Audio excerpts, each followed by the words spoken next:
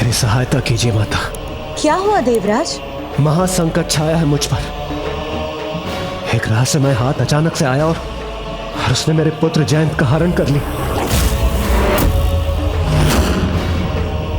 और हम सब देवता मिलकर उसे रोक नहीं पाए। सूर्यदेव! किंतु सावधानी से इंद्रदेव, जयंत को कोई क्षति नहीं होनी चाहिए।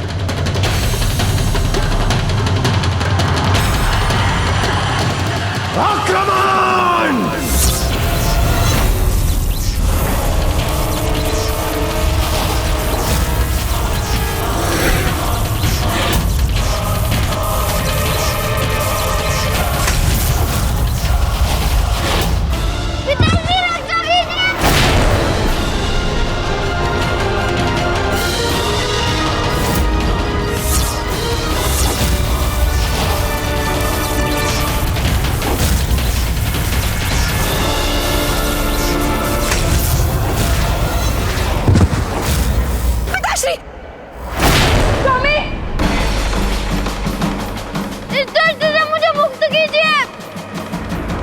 रुक जाइए इंद्रदेव, मैं इस हाथ को इस देह से ही विलग कर देता हूं।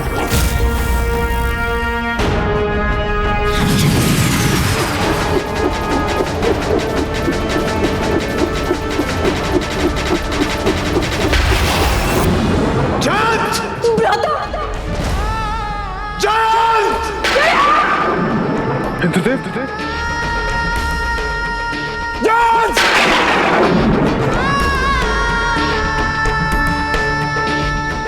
है वो दुष्ट जो मेरे पुत्र को मुझसे छीन कर ले गए। कहां ढूंढूंगा मैं अपने पुत्र को? कहां ढूंढूंगा मैं उसे?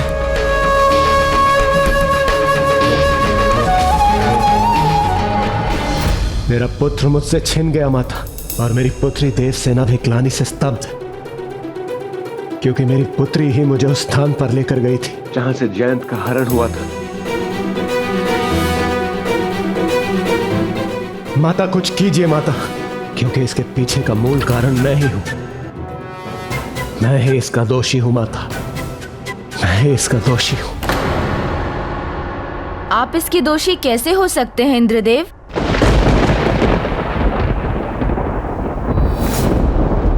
प्रजापति दक्ष के यज्ञ में भाग लेना मेरी बहुत बड़ी भूल थी प्रभु, जिसका दंड आपको अवश्य मिलना चाहिए।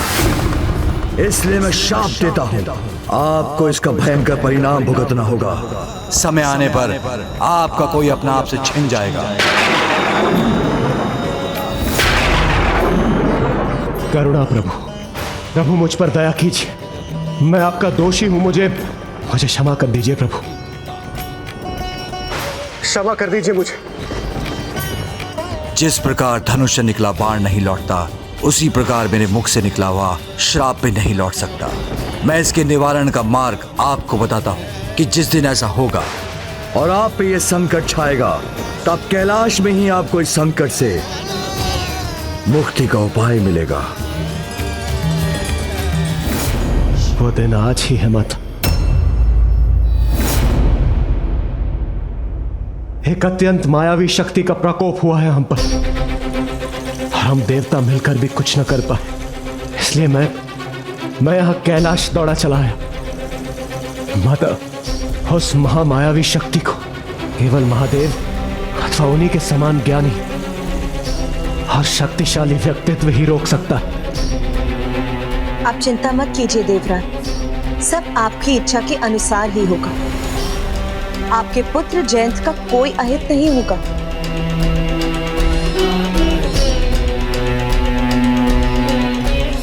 मैं देवराजेंद्र यह घोषणा करता हूं, जो भी महापराक्रमी योद्धा मेरे पुत्र को मेरे पास वापस लाएगा, मैं उसे अपनी पुत्री देवसेना के योग्य समझकर अपनी पुत्री का विवाह उससे करवाऊंगा।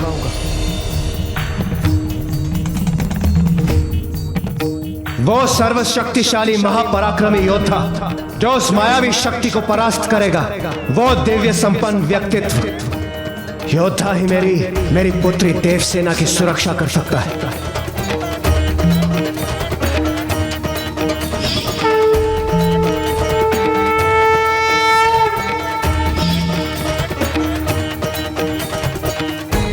तुमने उचित कहा था पुत्र। जो भी होता है उसके पीछे कोई उचित कारण अवश्य होता है, और इस दुर्भाग्यपूर्ण घटना का भी यही कारण है। चिंता मत कीजिए देवराज। पिता श्री महादेव के समान सामर्थ्यवान तो समस्त संसार में एक ही हैं, भैया कार्तिकेय, जो शिवांश भी है और उनमें प्रभु शिव के समस्त गुण भी हैं। वो अवश्य आपके पुत्र जयंत को लौटा लाएंगे। हाँ पुत्र, कार्तिकेय बलशाली भी और देव सेनापति होने के नाते ये उसका कर्तव्य भी।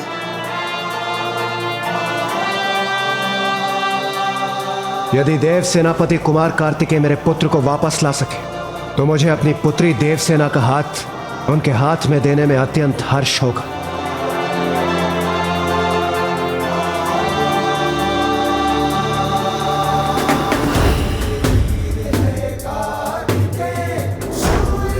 पुत्र गणेश, जाकर अपने अग्रज को कहो, मुझे अभी उसकी आवश्यकता है। यहाँ इसी क्षण ये मेरा आदेश है। जो आज्ञा माता।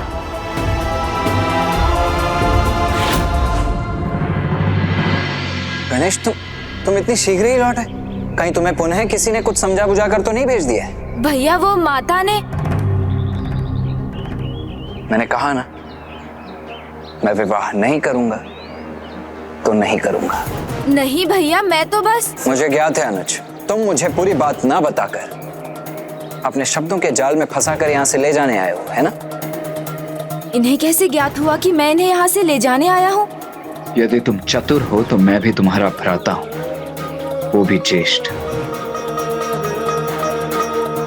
तो मेरा एक निर्णय और सुन लो अनुज, ना विवाह और ना ही कुछ और।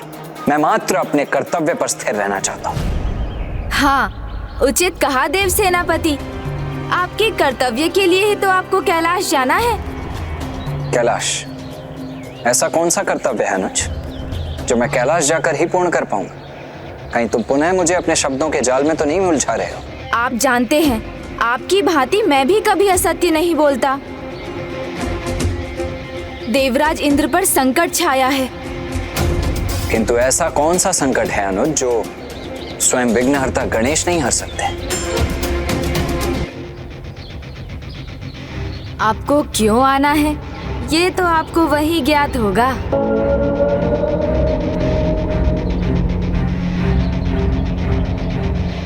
मुझे अभी भी ऐसा क्यों प्रतीत हो रहा है अनुज कि तुम मुझसे कुछ छिपा रहे हो?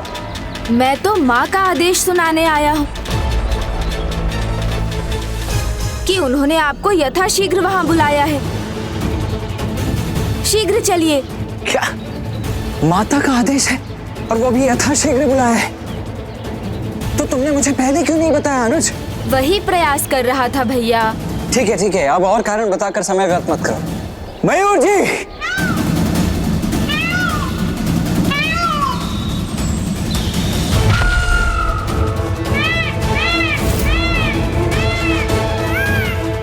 माता के आदेश का अर्थ है जो भी है अत्यंत महत्वपूर्ण है।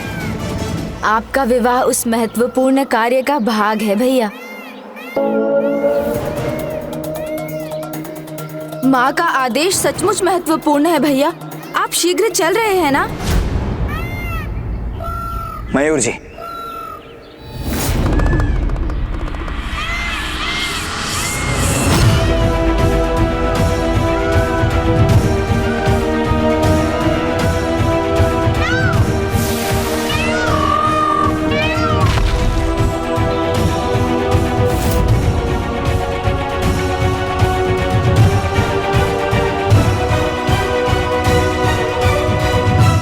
देव सेनापति कुमार कार्तिकेय, मेरी सहायता कीजिए। उस अत्यंत शक्तिशाली मायावी दानव से मेरे पुत्र जयंत की रक्षा कीजिए, जैसे हम सब देवता मिलकर भी नहीं रोक पाए। मैंने माता से भी कहा, यदि आप मेरे पुत्र को लौटा सके तो मैं अपनी पुत्री देव सेनापति है मेरे भैया। इसलिए आप सभी की रक्षा उनका कार्य और कर्तव्य दोनों है। और माता का वचन तो भैया अवश्य रखेंगे देवराज।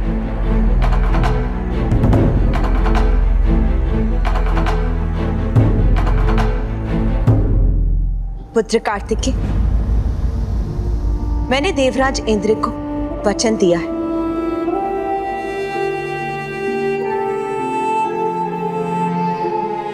माता, आपके प्रत्येक वचन का मान रखना मेरा परम धर्म है। आपके मुख से जो भी शब्द निकले वो मेरे लिए स्वर्ण अक्षरों के समान और ये आप भी जानती कि मैं उसे कदापि भंग होने नहीं दूंगा।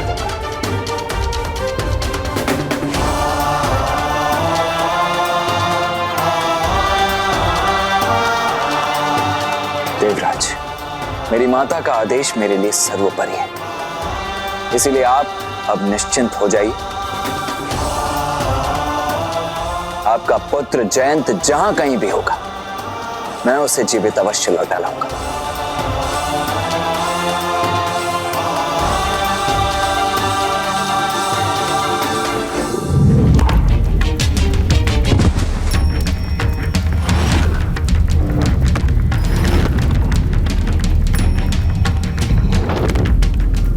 चिंता करोगे तो अपनी ही चिता तैयार करोगे, क्योंकि तुम्हें यहाँ असुर सम्राट से बचाने कोई नहीं आ सकता।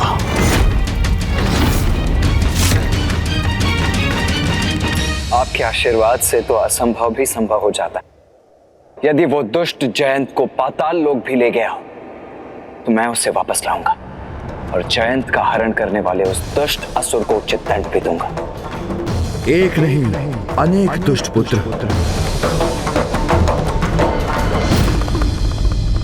संपूर्ण वंश? कौन है ये? मैंने तो कभी नहीं सुना। कृपया विस्तार से बताइए पिताश्री। उचित है तो सुनो। इनके वंश की बेल असुर सम्राट असुरेंद्र और उसकी पत्नी मंगलाकेशी की पुत्री से आरंभ होती है, जिसका नाम है सुरासई। सुरासई को अपने माता पिता से बहुत प्रेम था, साथ ही वो अपार आसुरी शक्तियों की स्वामिनी भी थी और उसे माया का ज्ञान भी था।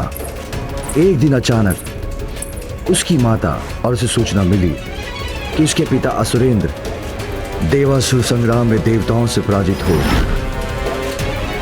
युद्ध भूमि में अंतिम श्वास ले रहे हैं।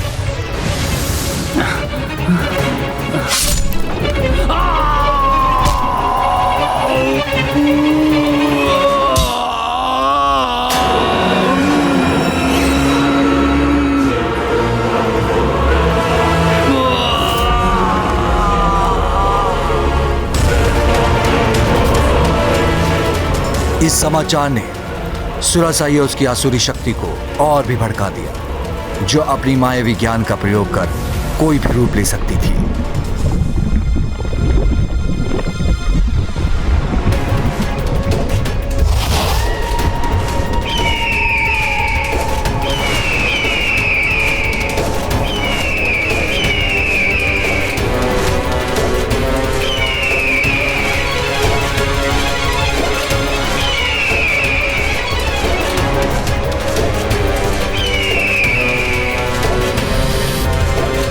पिताश्री,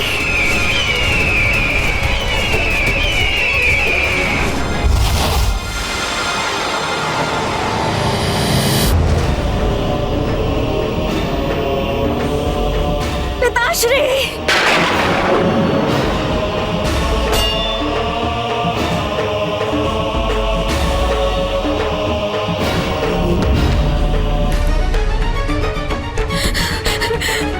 पिताश्री, ये कैसे हो गया?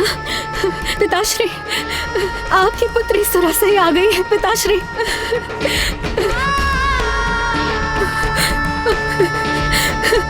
पिताश्री, पिताश्री, नेत्र खोलिए।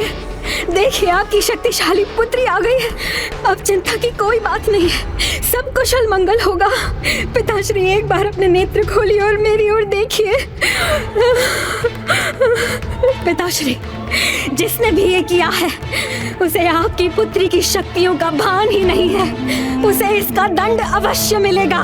पिताश्री, आप बस एक बार बताइए, किसने किया ये दुस्साहस?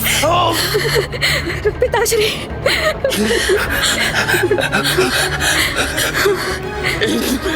इंद्र देवता!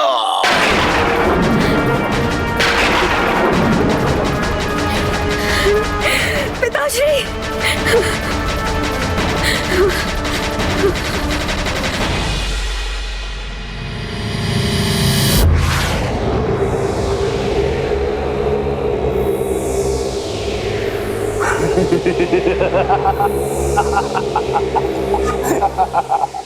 देवताओं, असुरेंद्र की मायावी शक्ति और उनके दिव्यास्त्रों का सामना करना इतना सहज नहीं है।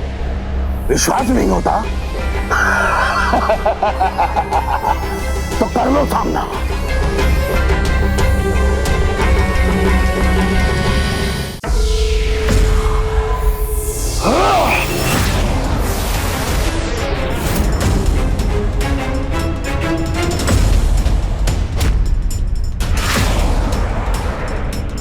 असुरेंद्र, विश्वास तो तुम्हें नहीं हो रहा हम पर। हमने तुम्हारी सारी सेना का अंत कर दिया है। अति शीघ्र तुम्हारा अंत करने वाले हैं हम।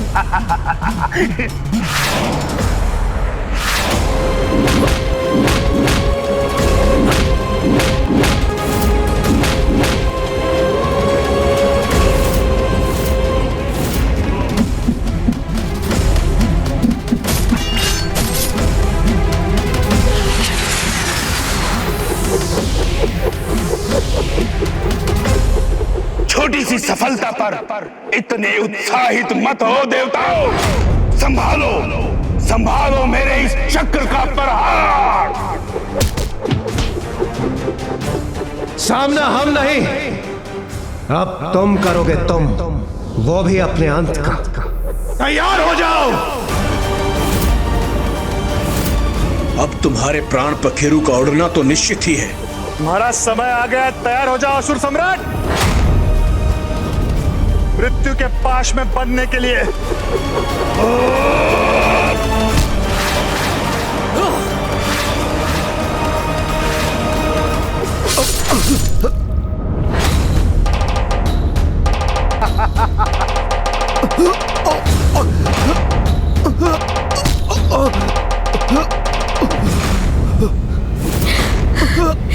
कितना कष्ट हुआ पिताश्री को। पिताश्री, पिताश्री, पिताश्री!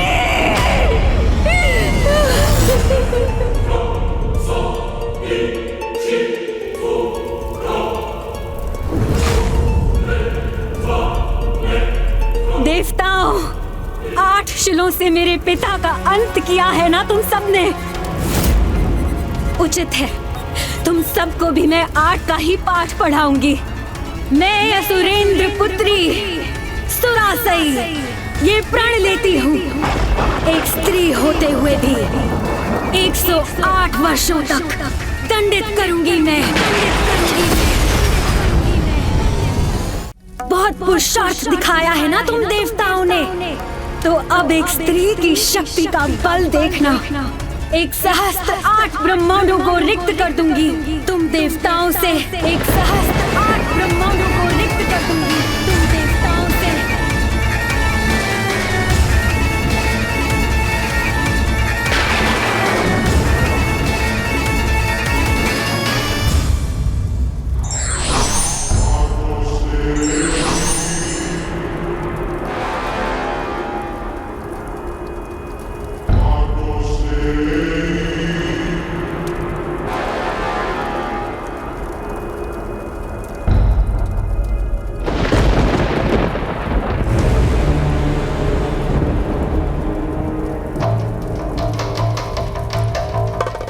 यदि तुमने अभी आक्रमण किया तो तुम्हारा भी यही परिणाम होगा।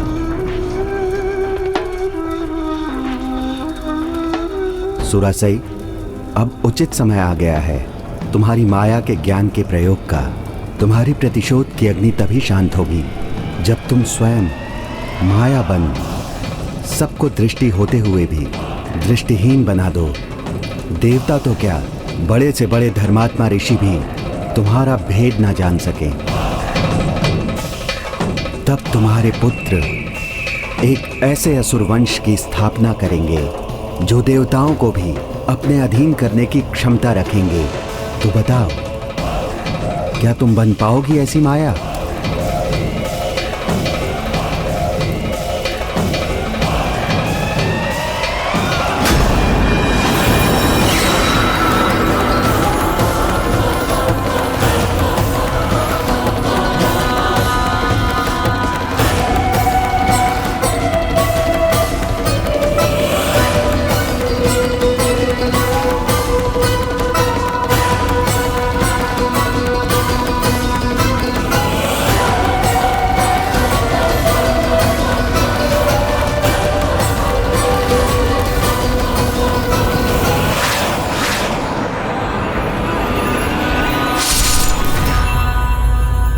देवासुर संग्राम जो असुरेंद्र की मृत्यु से संपन्न हुआ था, अब वो प्रतिशोध के संग्राम में परिवर्तित हो गया। सुरासई के हृदय में बस एक ही स्वर था, एक ही लक्ष्य था, प्रतिशोध और देवताओं का विनाश। पिता की चिता ने उसके क्रोध की ज्वाला को और भड़का दिया था। फिर क्या हुआ पिताश्री? क्या असुर कुमारी सुरासई माया के उस चरम तक पहुंच सकी? हाँ पुत्र, असुर गुरु शुक्राचार्य ने उसे प्रशिक्षित किया और स्वयं सुरासई ने भी अथक प्रयत्न किए और फिर शीघ्र ही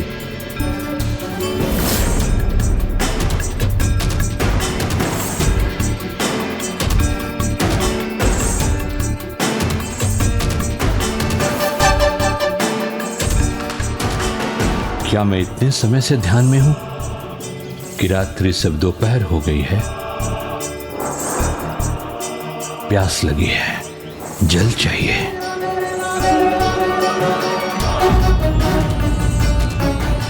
इसमें तो एक बूंद भी जल नहीं है। अब इस पर्वत पर कहां जल मिलेगा मुझे?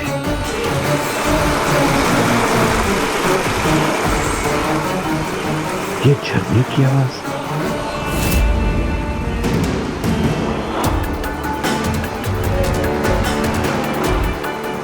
यहां इस नदी को पहले तो कभी नहीं देखा मैंने।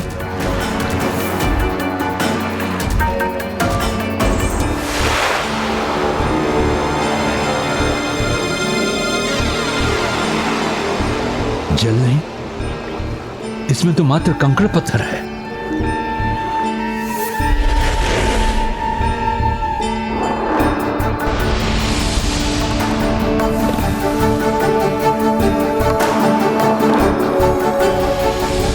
सब क्या हो रहा है?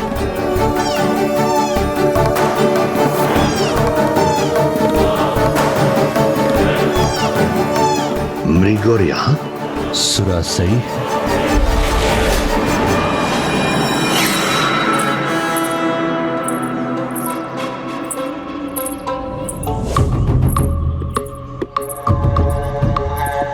प्रणाम गुरुदेव।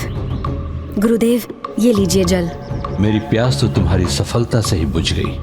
तुमने श्रेष्ठतम आसुरी माया का रूप लेकर मुझे आनंदित कर दिया। ऐसी माया जिसे मैं भी नहीं पहचान सका। जल की धारा, रात्रि का दिन बनना, अद्भुत, सर्वथा अद्भुत है ये।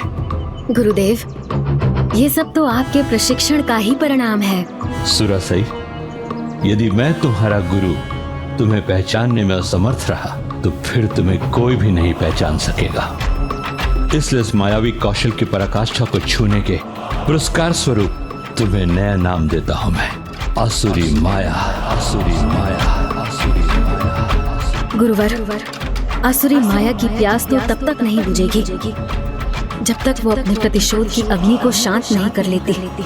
मुझे आपके अगले आदेश की प्रतीक्षा है। अब तुम्हें उस आसुरी वंश को जन्म देना है ऐसी संतान के लिए तैयार हो जिसके स्वरूप के आगे सभी पद मुरझा जाए। ऐसी संतान जिसकी दहाड़ के आगे सहस्त्र सिंहों की दहाड़ भी शून्य लगे। ऐसी संतान जिसके आगे सहस्त्र गजों का बल भी व्यर्थ हो जाए। ऐसी संतान जो जंगली अज के समान हठी हो, जिसके उसके पद से कोई भटका ना सके। हाँ गुरुदेव, यही तो मेरी भी कल्पना है। क्या करना होगा मुझे? महान ऋषि जिन्होंने तप से अपार तपो शक्ति अर्जित की हो, वही तुम्हें ऐसी संतान दे सकते हैं। कौन है ये ऋषि? महर्षि कश्यप, महर्षि कश्यप, महर्षि कश्यप। ऋषि कश्यप? किंतु पिताश्री, ऋषि कश्यप को उस आसुरी कन्या ने अपनी सहायता के लिए मनाया कैसे? उसने ऋषिवर को मनाया नहीं, अपितु उनके साथ भी मायावी छल किया। जब वो वन में विचरण कर ध्यान का स्थान ढूंढ रहे थे, सुरासाई को उनकी उपस्थिति का आभास हो गया और उस मायावी ने एक मायावी छलावे का निर्माण किया।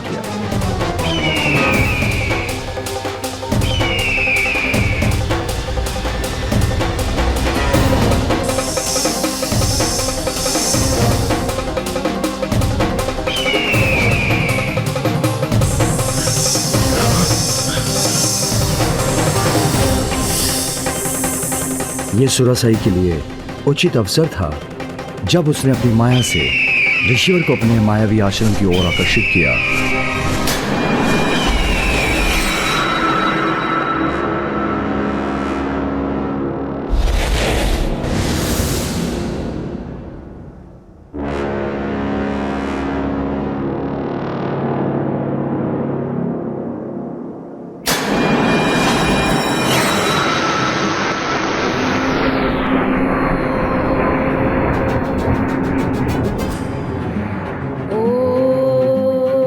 यहाँ इस वन में ओम के उच्चारण का स्वर कहाँ से आ रहा है?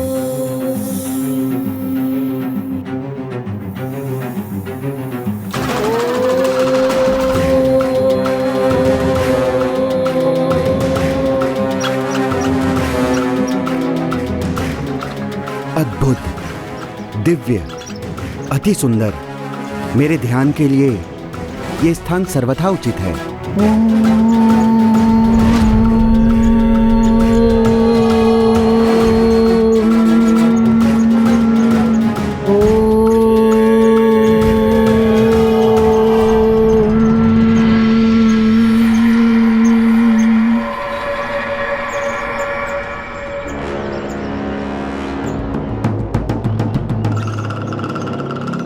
हे ऋषिवर, स्वागत है।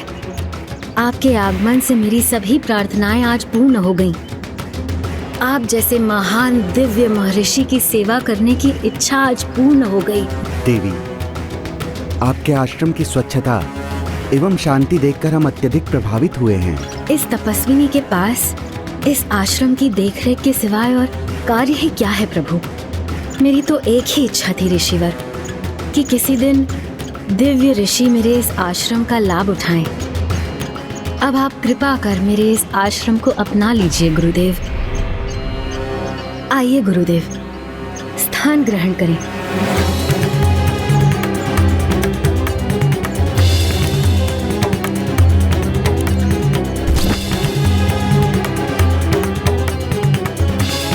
अपने ध्यान के लिए उपयुक्त स्थान ढूंढ रहे ऋषि कश्यप ने अविलंब मायाविनी सुरासाई के आमंत्रण को स्वीकार कर लिया। इधर ऋषि कश्यप उसके माया जाल में उलझे और उधर सुरासाई उनके साथ छल करना आरंभ कर दिया। उस आसुरी राजकुमारी ने ऋषिवर की सेवा के लिए उस कीट का प्रयोग किया और स्वयं ऋषिवर की सेवा से मुक्त हो गई।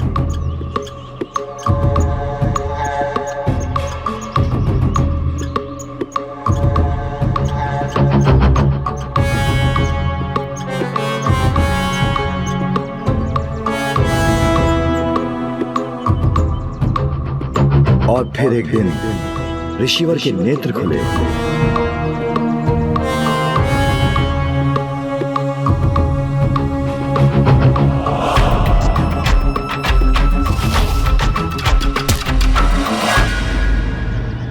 देवी, लंबे समय तक मैं ध्यान में रहा।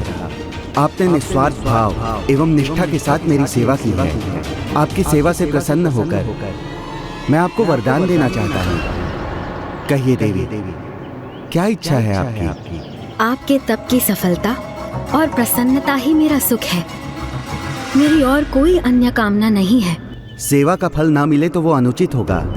आप मुझसे अवश्य कुछ मांगिए, मुझे अत्यंत प्रसन्नता होगी। आपकी जो भी इच्छा हो वो निसंकोच कहिए। मैं आपको वचन देता हूँ कि मैं उसे अवश्य पूर्ण करूँगा।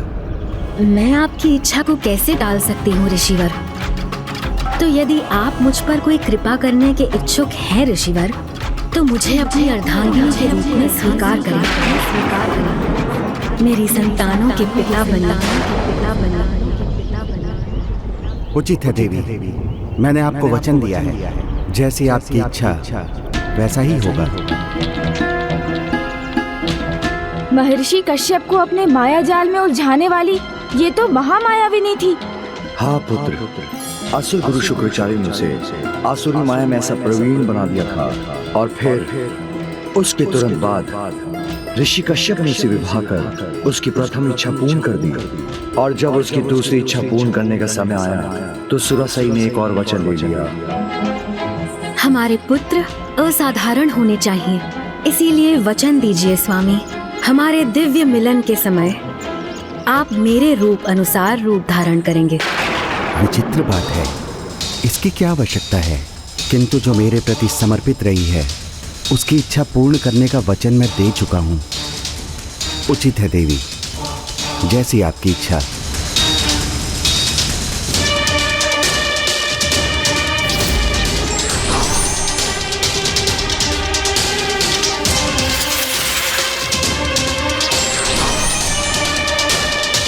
ऐसी संतान के लिए तैयार हो जिसके स्वरूप के आगे सभी पद मुरझा जाए।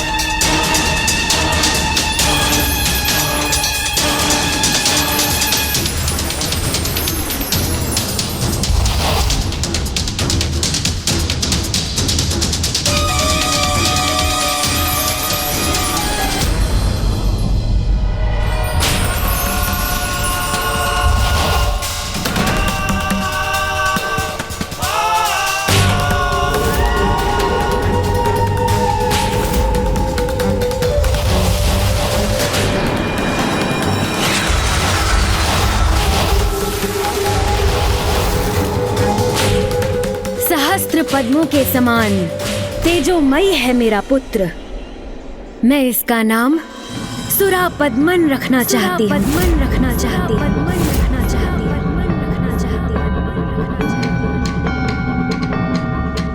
ऐसी संतान जिसकी दहाड़ के आगे सहस्त्र सिंहों की दहाड़ भी शून्य लगे। अब इसने सिंहनी का रूप क्यों धारण किया?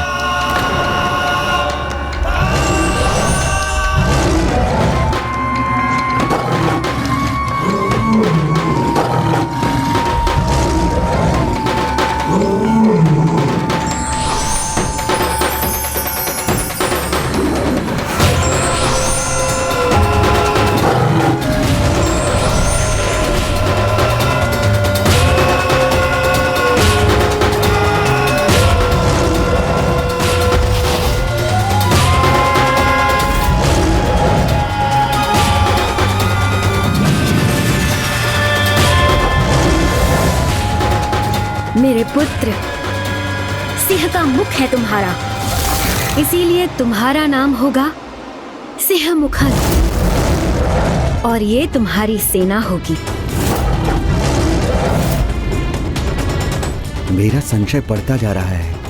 ये इतने असाधारण पुत्र और उनकी सेनाओं को क्यों उत्पन्न कर रही है?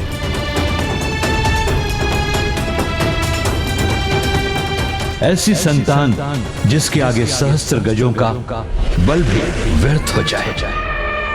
उचित समय आने पर इसका सत्य उजागर अवश्य हो जाएगा।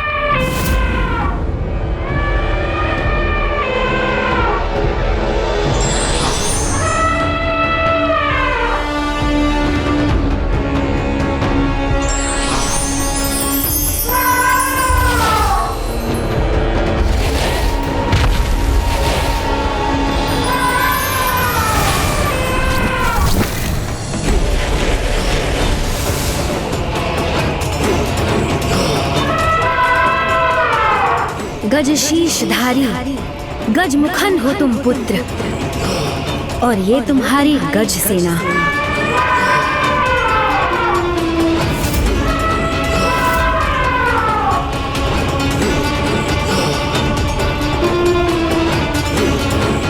ऐसी संतान जो जंगली अज के समान हठी हो, जिसके उसके पद से कोई भटका ना सके। एक ऋषि होने के नाते मुझे अपने वचन का मान रखना ही होगा। परिस्थिति चाहे जो भी हो, उचित समय आने पर इसका सत्य उजागर अवश्य हो जाएगा।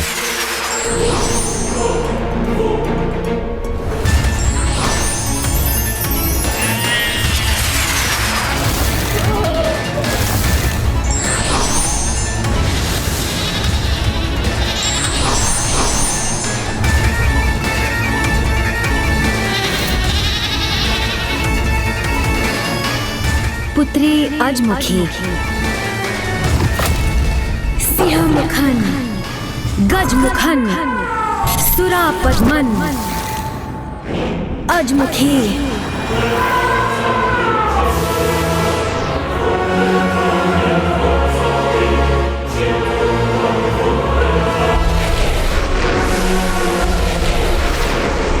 कोई अनिष्ट तो नहीं करना चाहती है ये? प्रणाम पिताश्री, प्रणाम माता। कल्याण हो पुत्रों, सदा विजयी भव, सदा विजयी भव, सदा विजयी भव।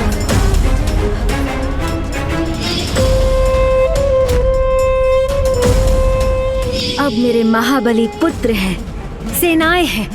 शीघ्र मैं देवताओं से प्रतिशोध लेने में सफल होंगी।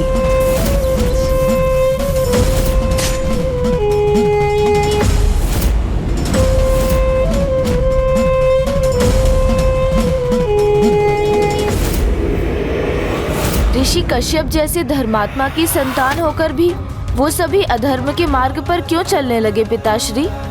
ऋषि कश्यप ने तो प्रयत्न किया था कि उनकी संतानें धर्म के मार्ग पर चले, परंतु उसकी माता के मन में इतना विष था कि वो भी इससे अछूते नहीं रह पाए। धर्म का मार्ग कठिन हो सकता है, किंतु वो हमें अपने लक्ष्य तक सफलतापूर्वक ले जाता है। हम धर्म का साथ छोड़ देते हैं, उसी दिन हम अपने सर्वनाश का मार्ग प्रशस्त कर अपने विनाश को निमंत्रण देते हैं। इसीलिए हमें सदैव धर्म का पालन करना चाहिए। व्यर्थ है ये सब।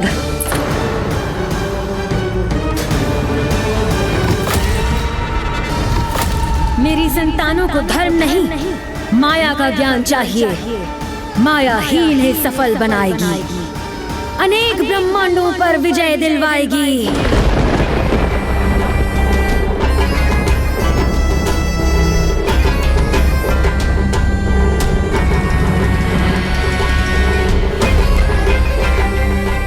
तुम एक आसुरी, तुमने छल किया है मेरे साथ।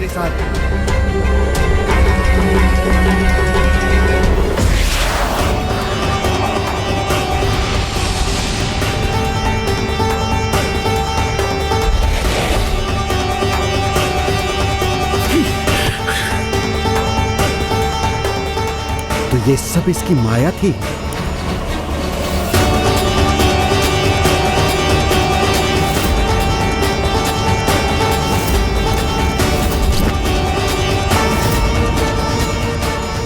ये तो असुरेंद्र की पुत्री है, जिसे मात्र प्रतिशोध चाहिए।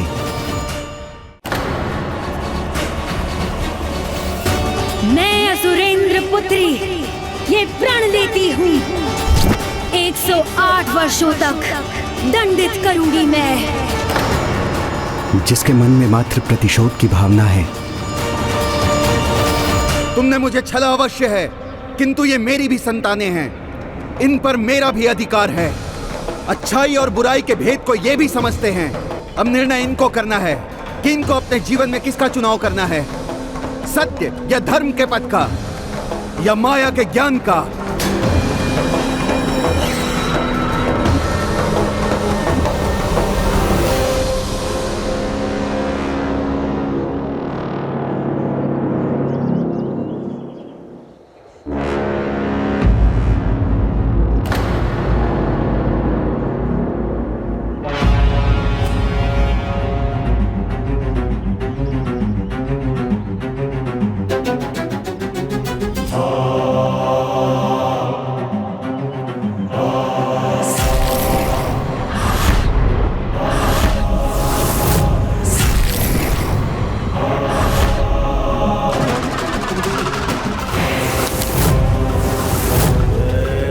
ऋषिवर, चुनाव स्पष्ट है।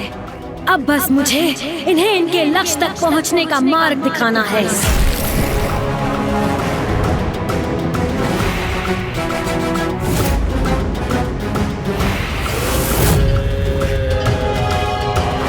और यदि ये तुम्हारे बताए मार्ग पर चलेंगे तो इनका एकमात्र परिणाम होगा भयंकर सर्वनाश।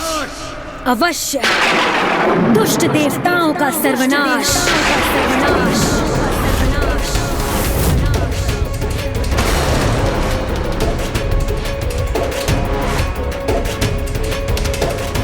अपनी संतान के मन में उसी प्रतिशोध के बीज का रोपण करने के लिए उनकी मां ने अपनी संतानों को वो स्थान और उनके नाना की मृत्यु के दृश्य दिखाए। मैं असुरेंद्र पुत्री सुरासई ये प्रण लेती हूँ, 108 वर्षों तक दंडित करूंगी मैं। 108 ब्रह्मांडों को रिक्त कर दूंगी तुम देवताओं से। आपका प्रण हम अवश्य पूर्ण करेंगे। किंतु इसके पूर्व इन्हें एक सुरक्षा कवच की आवश्यकता है, जो इन्हें महादेव के वरदान से प्राप्त होगा। उसकी संतानों ने मेरा तप आरंभ करने में तनिक भी विलंब नहीं किया।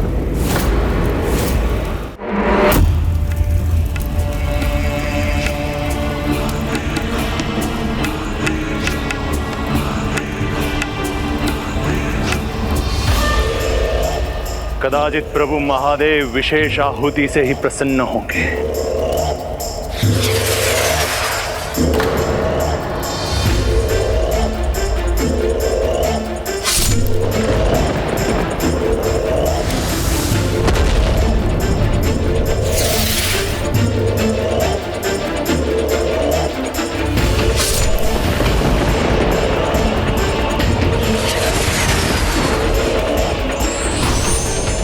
ये भी पर्याप्त नहीं है प्रभु।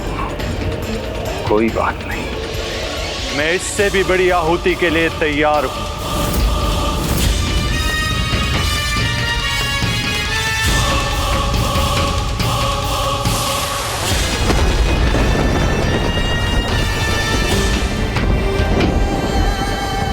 हमारे अग्रज के समान हम भी आहुति देंगे।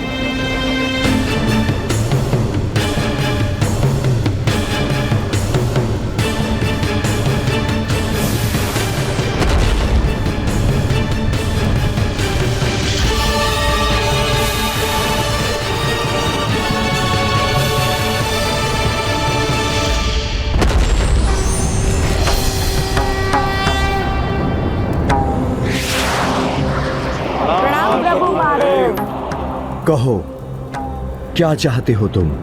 आप हमें अमृतत्व तो प्रदान नहीं कर सकते हैं महादेव, किंतु हमें ऐसी असीम शक्ति दे कि हमें कोई भी अस्त्र शस्त्र पराजित नहीं कर सके। मात्र आपका पुत्र, जिसका जन्म केवल आपके ही अंश से हुआ हो और उसमें उसकी माता का कोई भी भूमिका ना हो, वही हमें पराजित कर सके।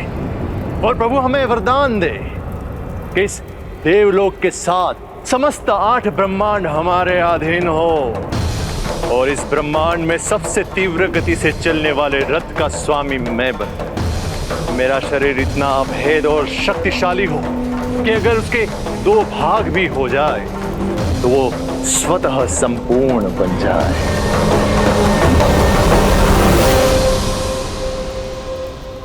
तथास्तु, तथास्तु, तथास्तु।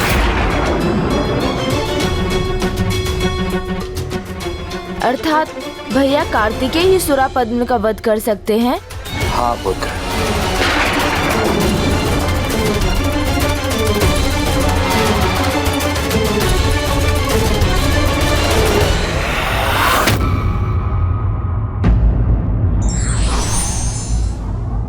शुद्ध चित्त सात्विक व्यक्ति के साथ किया गया छल प्रपंच अक्षम्य अपराध है।